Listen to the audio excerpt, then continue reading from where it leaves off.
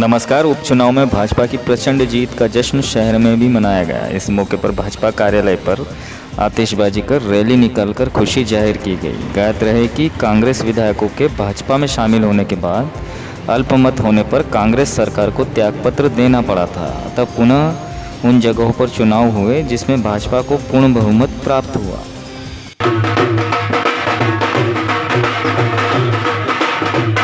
महीने का कुशासन की समाप्ति के बाद सूर्योदय और लगातार कांग्रेस के मित्र आरोप मध्य प्रदेश के जनता पर लगा रहे थे कि देखना 3 तारीख और 10 तारीख का परिणाम कि जनता जवाब दे देगी। तो मैं आज कांग्रेस को मित्रों से ये कह दूं कि हाँ, जनता ने जवाब दे दिया।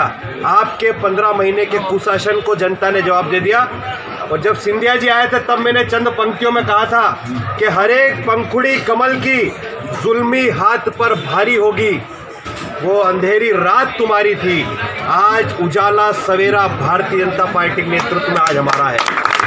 और मैं तो नागदा के उन मित्रों को भी कह दूं, तो लगातार कुछ महीनों से भारतीय जनता पार्टी की कार्यशैली और भारतीय जनता पार्टी के हमारे नेताओं पर टीका टिप्पणी कर रहे थे और अधिकारियों को डरा रहे थे कि आने दो, परिणाम फिर तुमको बताते हैं। तो मैं कह दूं कि इस बात की चिंता मत करना, 15 महीने में तुमने बहुत कुछ सिखा दिया है और आज परिणाम आ गया है। तो चिंता इस बात की करना कि जो तुमने सिखाया है उस पर अमल करके एक बार तो तुमको जरूर बता देंगे। और ईमानदारी से रहोगे तो शिष्टाचार की राजनीति को निभाना हमको भलीभांति आता है।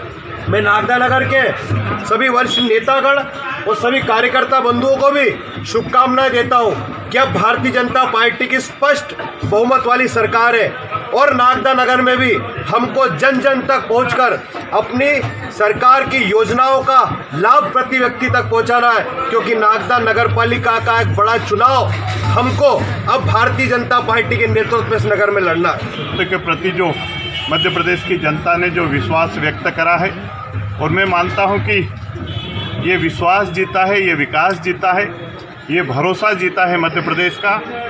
क्योंकि विगत 15 माह के अंदर जो एक झूठों की सरदार की सरकार थी मध्य प्रदेश के अंदर, और जिन्होंने ये कहा था कि 2 लाख का कर्ज माफ़ करेंगे, जिन्होंने ये कहा था कि बेटियों की शादी में 51,000 रुपये देंगे, जिन्होंने ये कहा था कि बेरोजगार युवाओं को 4,000 का भत्ता देंगे, उन्होंने कहा था कि हम आने वाले समय के अंदर प्रधानमंत्री आवास के अंदर 1 लाख रुपए मध्य प्रदेश की सरकार देगी।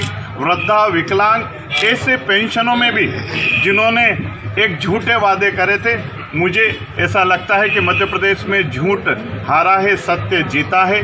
और मध्य प्रदेश में जो अपार समर्थन भारतीय जनता पार्टी को मिला है, आने वाले समय में मध्य प्रदेश में विकास को पंख लगेंगे, ये पूर्ण विश्वास के साथ में मैं जनता को आश्वस्त करता हूं। हम केवल बिहार में ही नहीं जीते, उत्तर प्रदेश की सारी सीटें जीते, गुजरात की भारतीय जनता पार्टी विधानसभा के उपचुनाव में सारी सीटें जीती है।